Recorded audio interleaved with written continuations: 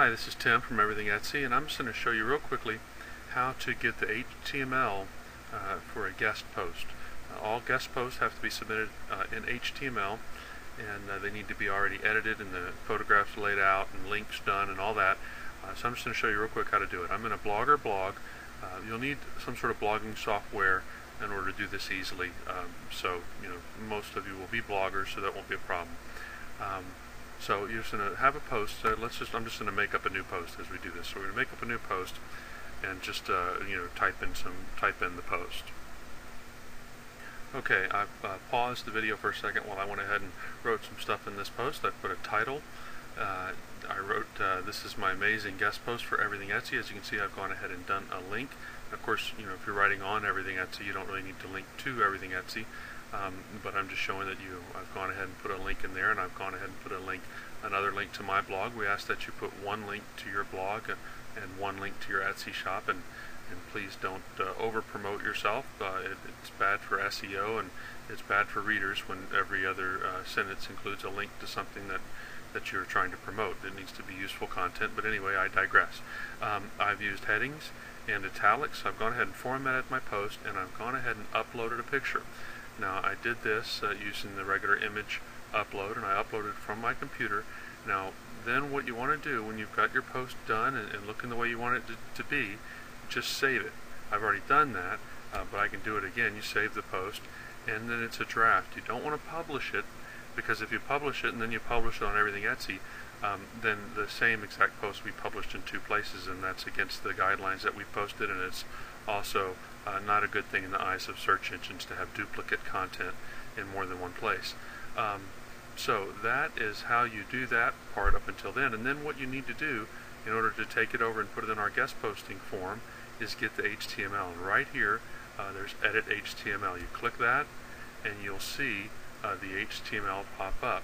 You can see this Ahref thing here. This is the link, the first link to Everything Etsy.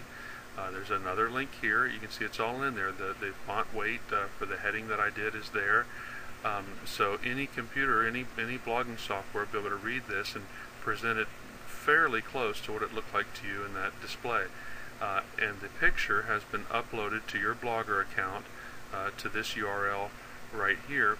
And as long as your Blogger account remains active, the photograph will stay there, even if you don't publish the post. So it's important that you let us know if you move your account, because that picture will no longer be there, and we'll have a big blank spot on the blog.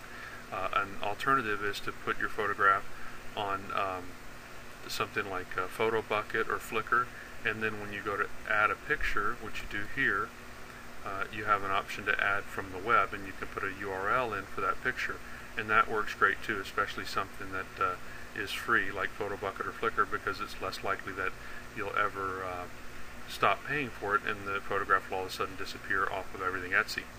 So once you've got this HTML code, you just highlight it, right click, copy it, or control click for Mac, and then we'll go over to Everything Etsy and put it in the form. Okay, here we are on the guest post submittal page on Everything Etsy. This is a really cool system. You can completely submit the post, and then we can just take a look at it and see if it fits the guidelines and if it's going to be useful to our audience and it's going to fit the site. And if so, then we can just schedule it to be published when it fits in the schedule. So we encourage this because, like it says here, we're thrilled to be able to help you spread your message, and it definitely does that. The links back to your website will help you, and the exposure will help a lot, and we're very happy to be able to do that.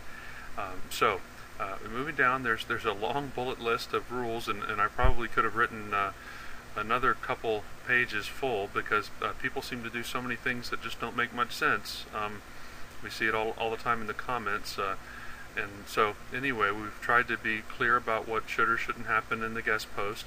And I had written, but I took away because it was taking up too much space. An apology to those of you who realize that that's just common sense.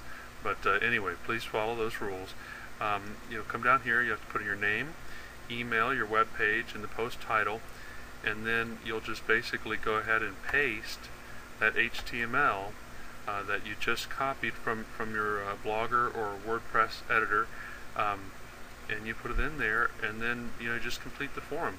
If as of now, I may change this, but for now our categories are all here, and if you can tell clearly that your post fits one of those categories, go ahead and put it in there. If you don't, we will go ahead and do it.